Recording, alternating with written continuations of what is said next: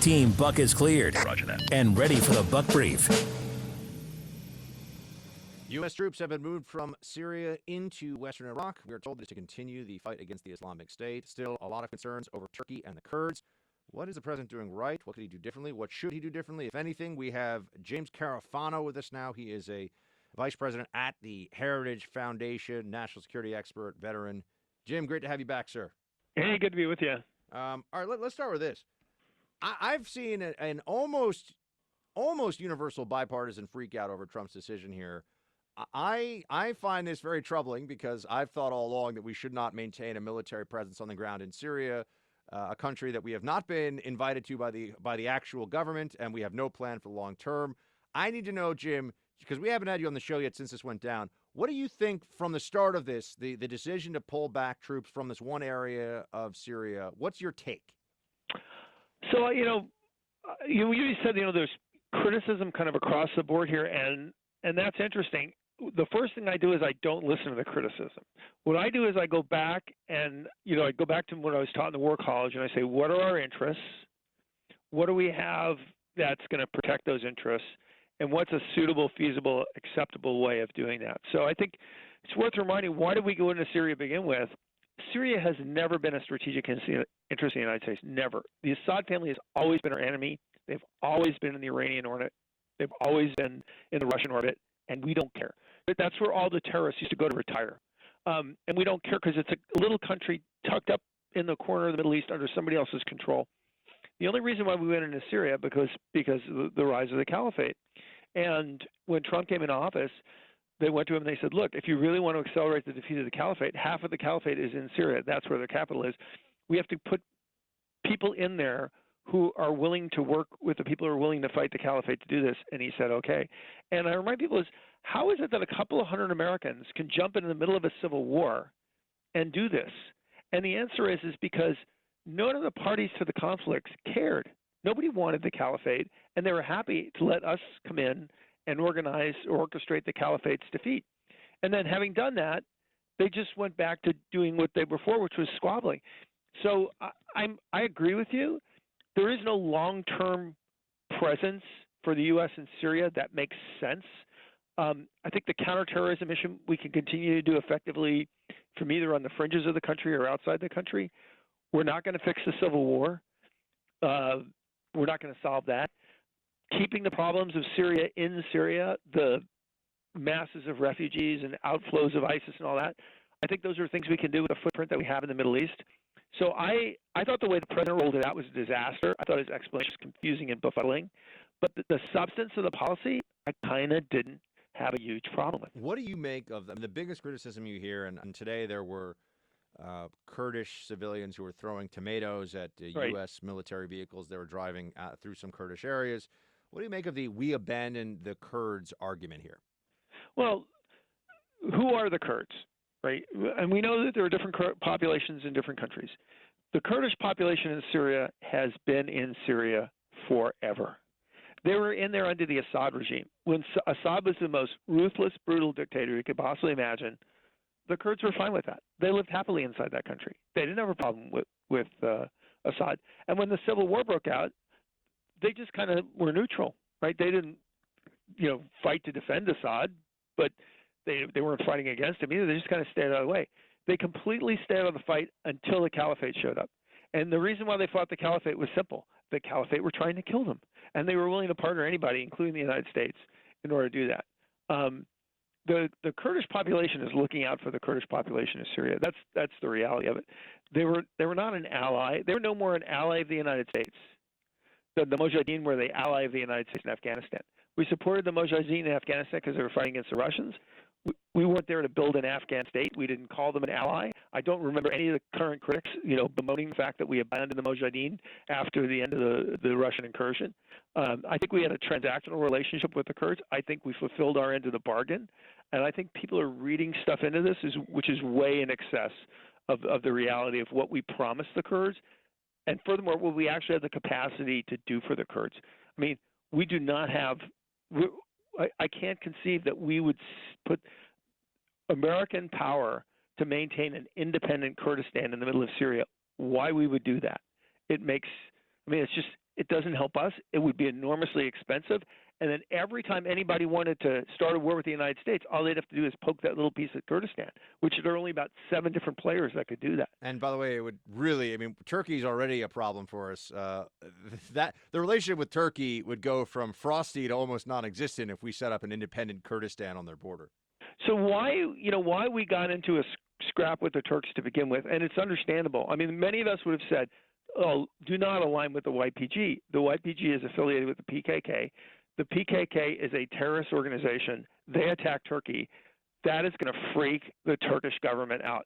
I mean, they already believe that we were behind the coup against Erdogan. This will absolutely drive them bananas, which of course it did. And I understood why the administration did that, because the greater concern was the defeat of the caliphate. And if that was who was going to help them do it, then that was do it. But that was, creating one problem to solve another problem. And that many of us who were saying, look, the day will come when after we've crushed the caliphate, the Turks aren't going to sit by and watch the YPG create an independent state and control the border between Turkey and Syria. The Turks are going to make a move.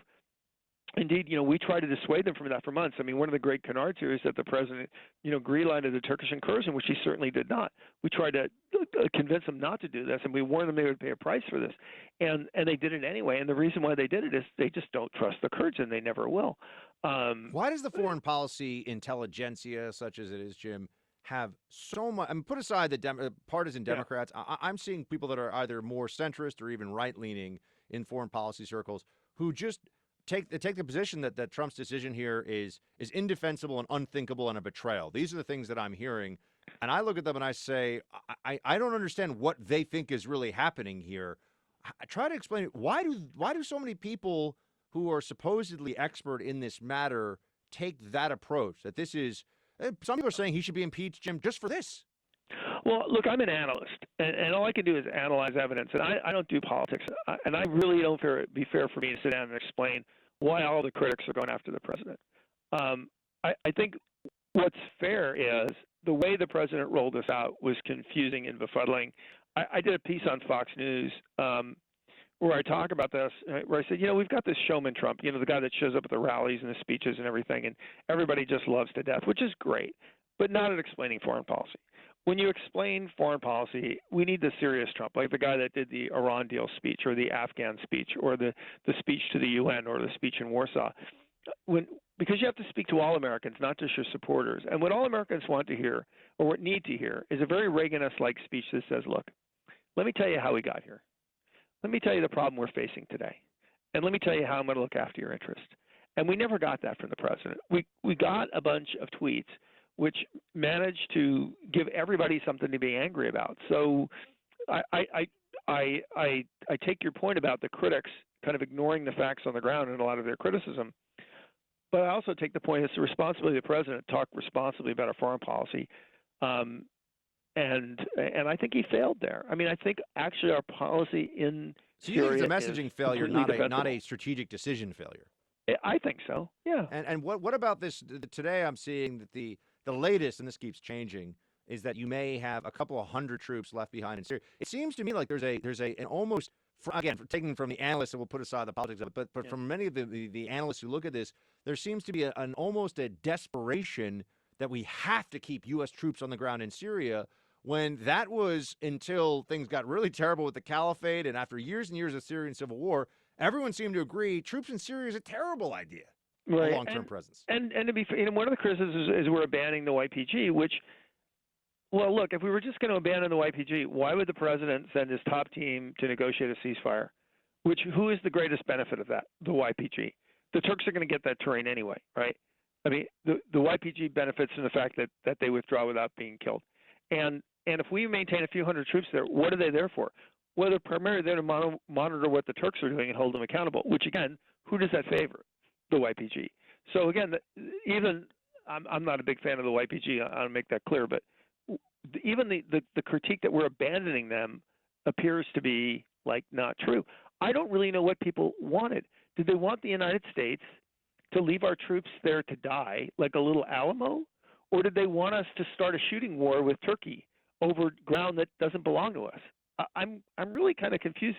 Yeah, but so why leave the 200? Why leave the 200 troops behind in Syria, which is the decision today? And why not just do what it seemed like the president wanted to do a week ago, which is remove them to bases in Iraq and elsewhere in the region, and if need be, do CT strikes? Well, I could see that because if there's a ceasefire in place, and the ceasefire is actually good for everybody, it's good for the Turks, it's good for the YPG, it's good for the CT mission, and if you can leave troops there, a few hundred troops there safely to monitor the ceasefire, and that contributes, maybe that makes worthwhile. I don't know. I'm not there on the ground, so I don't know. But when they voted essentially condemning the president, I wasn't sure what they were condemning the president for. Were they condemning him for greenlighting the Turkish incursion, which we didn't, and we have clear evidence that that's not true? Were they condemning him for not fighting the Turks, which makes no sense? So I'm not even sure what Congress is really angry about. I feel the same, but yeah, people are very, very angry, Jim. That much is for sure. We'll continue to watch this. Jim Carafano, everybody, of the Heritage Foundation. You can check out his latest at heritage.org and also his foxnews.com column. Jim, thanks for making the time. Thank you.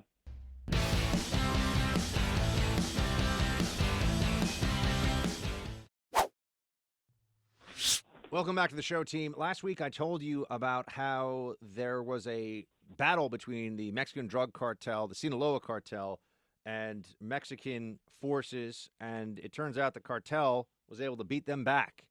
We have Yone Grillo, who I said would join us last week. We got him now with us. He is a journalist based in Mexico, been covering the cartel for decades. He's also the author of El Narco and Gangster Warlords, two excellent books. Yone, thank you so much. Always good to be here, Buck. All right, so let's just walk me through what happened exactly last week. Sinaloa took over part of Culiacan, it looked like. Yeah, I mean, quite an incredible incident. So there's still various murky details, but the story is that a group of about 30 soldiers went into a house about 3:30 p.m. on Thursday to arrest a drug trafficker called Ovidio Guzman, who's the son of El Chapo Guzman. Ovidio Guzman's indicted in Washington on drug trafficking charges, cocaine, crystal meth, and marijuana. So they went in to arrest him, and very quickly, cartel gunmen rose up and took over the city. I mean, literally. There was, according to the army, 700 to 800 gunmen who rose up. They blockaded all the major roads. They blockaded entrance to the airport. They were putting trucks on fire. Now, people were so terrified, they were staying inside wherever they were at. So people were going to pick up their children from school. They were locking the doors and staying inside. They stayed in there all night. People were in Walmart stores shopping. They locked the doors, and Walmart literally got mattresses out. They stayed there all night. So the gunfire carried on for like 12 hours, 11 hours of gunfighting. Now, also the cartel gunmen reportedly took some soldiers hostage and threatened to kill them, and they attacked the family housing unit of the military and said, we're going to kill your children, we're going to kill your families.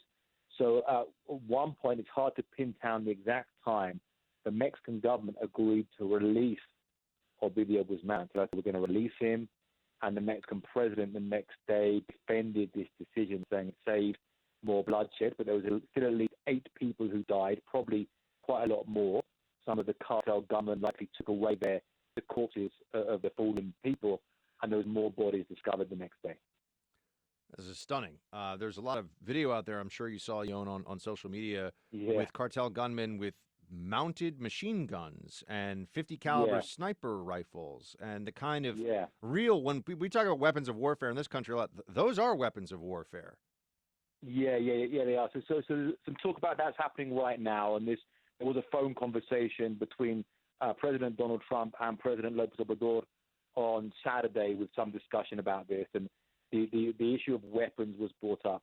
Now, the mounted machine guns, some of the ones we saw with belts of fully automatic machine guns are not available on the commercial market. They are things that are leaked from the military, including the military in Mexico and the military in other countries.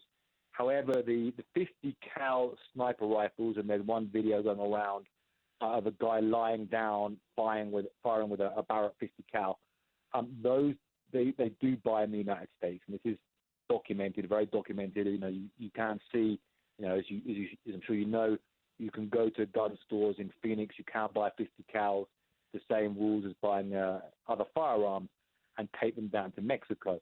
And if you look at the total number of firearms, including 50 cals is quite a small percentage, but also including AR-15s, AK-47s, which often they will convert here to fully automatic, there has between 2007 and 2018 been 150,000 firearms that have been seized in Mexico and definitively traced to U.S. gun stores. Now, a lot of people have heard of Fast and Furious, a big scam around this. There was 50 cals involved in that operation as well. One of them ended up in the very house of El Chapo where he was busted, and that was a big scam where 2,000 guns were trafficked. Now watching, but beyond that, it's a very big deal, this gun trafficking. But the 800 gunmen, was that well beyond the estimates of what would have been thought to have been at the immediate disposal of even a Sinaloa boss in Culiacan? It's certainly bigger than people expected, but still it was a very bad operation. It is normal you would expect some reaction. I mean, these people, there's been other occasions that it's happened. That's why in some of these big effective operations we've seen, they seal off whole areas, they go in with quite a lot of force. So there's a lot of questions we haven't really found the answers to about why this was so botched. One thing might be is there's a bit of a disorder among the Mexican security forces. Now, the President López Obrador has created a new force called the National Guard. That's been involved a lot in the detaining of Central American migrants coming through Mexico. The new force is created to try and secure the country, and there is apparently some division between them and the regular Mexican army and the federal police. The Mexican Marines, who are quite an elite force, who got quite close to American law enforcement, have kind of been sidelined. So it could be because of that, but it is still kind of stunning. They went in there with 30 guys. Now, the Mexican army put out this video, which was not an official video. It's kind of like put this video out saying, well, actually, we were winning this battle. We had 350 soldiers against these 800 gunmen. So they were kind of actually outnumbered by the gunmen, but we were still winning the battles on the street. We got better training. And I think they were disappointed that the Mexican government handed over the prisoner and basically capitulated to the cartel. Yone, I want to hold you over for a second, because I want to ask about what this means both for the fight against the cartels and also just Mexican politics and how it affects the relationship with the United States going forward. We'll take a pause here. We'll come back in just a sec.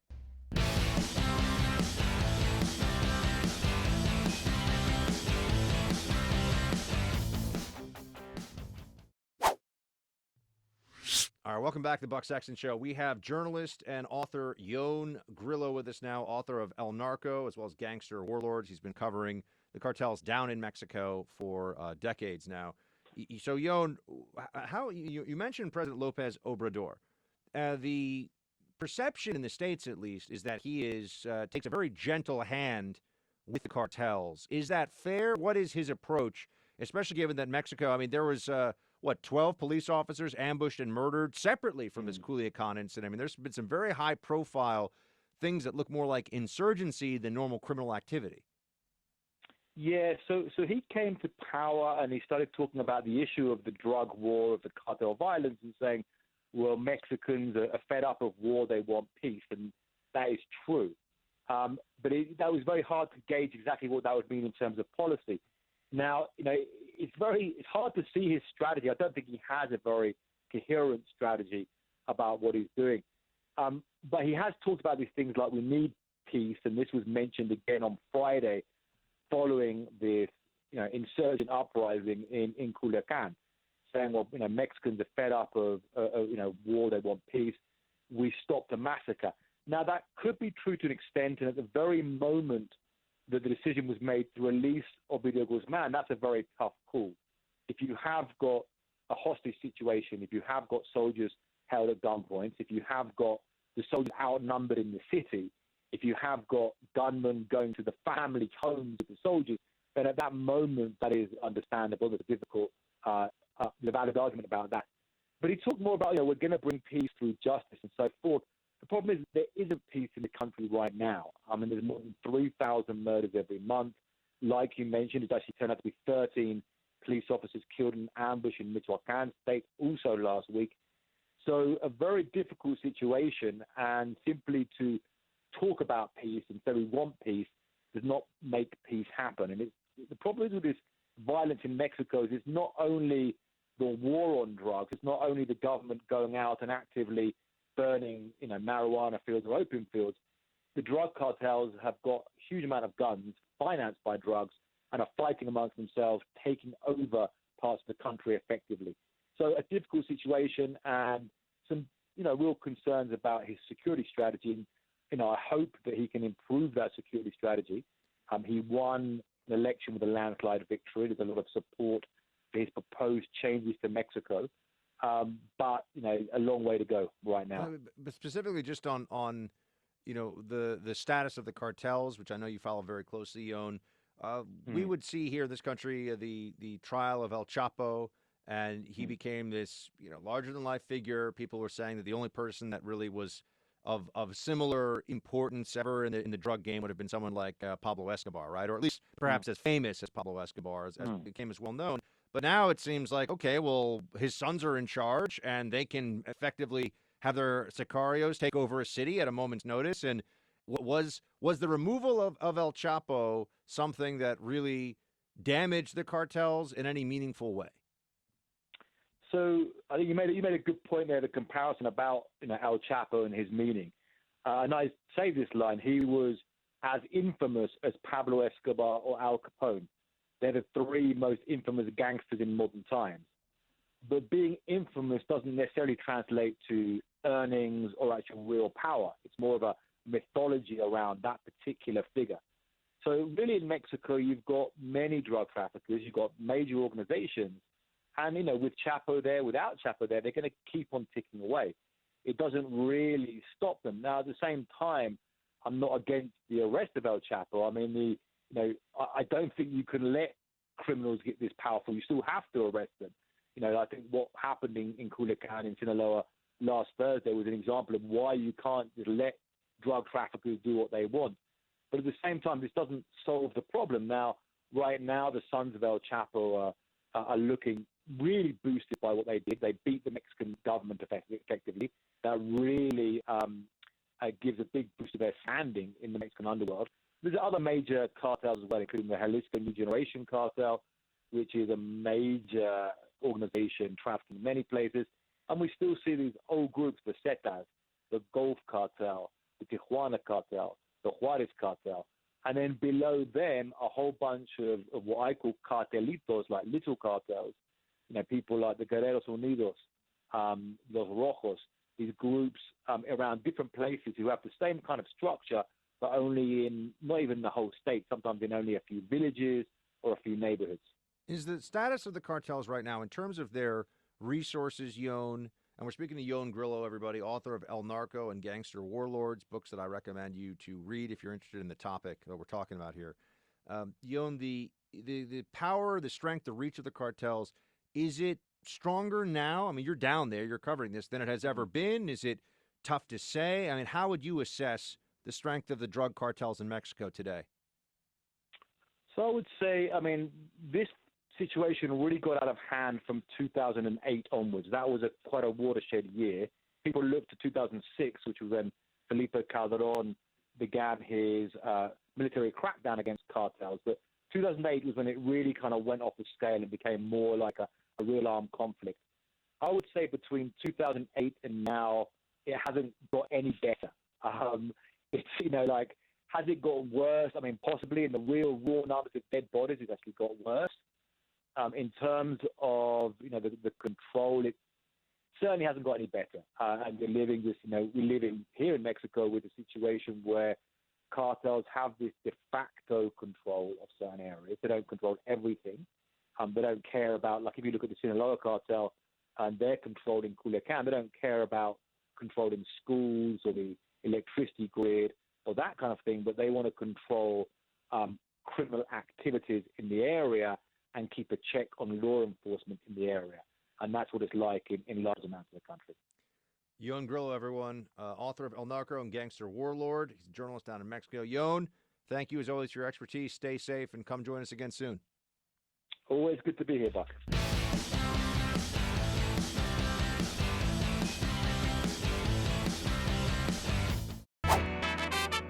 It's time for Roll Call.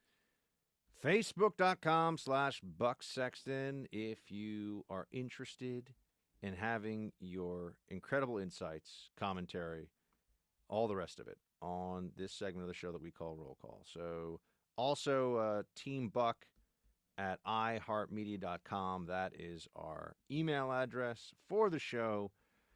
Producer Mark sees it too, so keep it clean. Keep it clean. Producer Mark expects a clean fight. No nonsense. And with that, my friends, I will get right to it. I really enjoy hearing from you. Oh, wait, I said I would give you my review of Joker. Let's consider that a teaser for tomorrow, shall we? We'll talk about Joker tomorrow in the third hour of the show. I did see it on Friday. It's a good movie. It's a good film. But I don't want to say more than that right now. I don't want to say more than that. I'm just going to leave it right now. All right. Let's do this thing that we do and get to it, my friends. Facebook.com/BuckSexton. Okay. Spencer, right? Hey, Buck. Did you see the Legitocracy in America article on human events? I'd love your thoughts on it. The article is incredibly well written and feels so close to home. I can't share my political views on Facebook or too publicly because I own a small pizza place with a very liberal customer base. I'm afraid how it would affect my business. It's a true shame that the left is so closed-minded and crazy that I can't even share my thoughts for fear of a boycott. I appreciate you and your show helping to keep me sane in this crazy world. Shields high, brother. Spencer, shields high to you. Thank you so much for writing in. And yeah, man, I mean, if you run a business, especially if you run a business in a liberal area, there's the real possibility that you could run afoul of the delicate and ever-changing political sensibilities of the left. That's just the way it is. I wish I could say otherwise. So there are risks, to be sure, with all of this. Stars, right? Buck, love the show. Unfortunately, I don't get to listen every day because, well, life happens. So I usually binge listen on Thursdays and Fridays. Thinking about the Tulsi Gabbard accusations, am I the only one that sees the irony in a Democrat getting angry about being called a Russian asset, considering what they've been saying about President Trump for 3 years? Shields high, Stas. Yeah, man, I mean, well, I said this earlier on the show. Democrats have just become very comfortable calling anyone they don't like a Russian asset. I mean, this is now, and doing, it used to be they would say, you're doing so-and-so's bidding, you know, and they'd say that about Putin, but even before that, you're doing bin Laden's bidding, you're doing the terrorist bidding by opposing the Democrats or the left on some policy decision. Now it has gotten even crazier, and they'll just say that you're essentially a Russian spy, you're a Russian asset. It's a horrible thing to say, for which there's zero justification. So this happens frequently, and they don't get called out. They won't even call out their own on this one. Jennifer writes, I remember on one of your shows, you gave some suggestions of good horror films that were creepy and not just slasher flicks. With Halloween approaching, I thought it might be good for you to give your listeners a list of your favorites. I remember The Ring being one of them. What are some others? Man, Jennifer, that's going back quite a ways.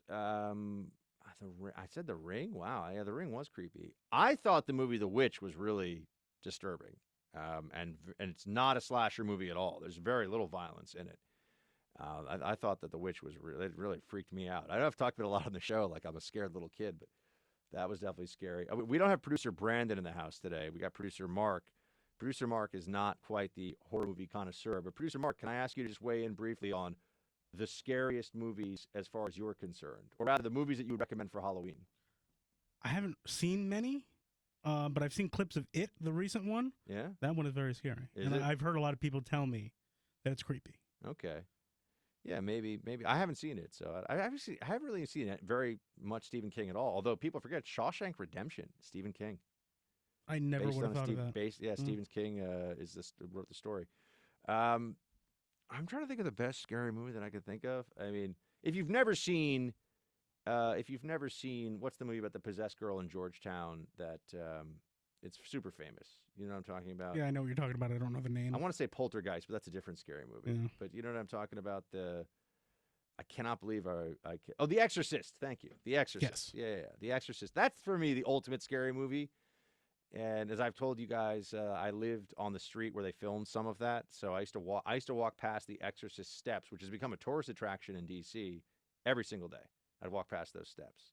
So You know, people are walking by the Joker steps now. It's in the Bronx. is it really? Yeah. I did not know. But then locals are saying, don't go to that area, like you're going to get mugged. Oh, it's a bad place. It's a very bad area. Yeah. I didn't know that. You a Bronx guy? No, I'm a Queens guy. That's what I thought. Yeah. Yeah. I'm not a local. I've just been seeing on You've social seen it. media All people right, say, fair don't enough. go there and be stupid. Yeah. Yeah. Also, I think I think that Bram Stoker's Dracula with Gary Oldman from the 90s is actually pretty decent for what it is. It's a little emo, a little 90s in some parts, but it's a pretty good interpretation where Gary Oldman's like, "Yes, I want to drink your blood," and all that stuff. You know what I mean? Sounds like Adam Sandler to me, what you just did Whatever. from SNL. I also think Interview with the Vampire is pretty good. All right. I got to think more about that one. But also, it's probably good that producer Brandon is in here because he would tell you guys to watch scary movies that would make your stomachs turn. Yeah, it would be disgusting what Yeah, he says. totally disgusting. Like, you might as well watch somebody having like a hip replacement surgery or something in real time. Like, it's going to be very graphic. You don't want to see that. Let's see. No, that's not going to work. Sometimes that has to happen. Shane writes, love your show. Keep up the good work. Shane, love your message. Concise, to the point, supportive. We appreciate it. Valerie sent me a whole bunch of links. I don't know what's going on with these links. Terrence, Buck, you do a great job, a great show, but I've got to call you out on a point from today's show. During your Bro Cuomo segment, you said people do not hunt with assault rifles, just as you said undocumented and adhere to the language of the illegal because the language does matter. Please keep the left in check and shoot down the fictitious term assault rifle. There's no such thing. Enough the negativity. Keep up the great work, Shields High. Well, I was trying to quote him when I make fun of him. Nobody needs a bazooka to kill a bunny rabbit. Nobody needs a Gatling gun to shoot a squirrel. You know, I mean, that's, if you remember, he gave a speech back in the day where that was kind of his vibe. But here you go. But yes, Buck, you read a spoiler for Joker. Big mistake. Sorry about that, guys. I was just reading what was written to me. I don't know what to tell you. It's a show. It happens. It's in real time. Don writes, good evening, Buck. What do you think? I think President Trump is holding the G7 summit at his Doral resort so he can maintain custodial control over the possibility of democratic surveillance and ensure he and his political constituents may communicate freely. Don, very interesting theory.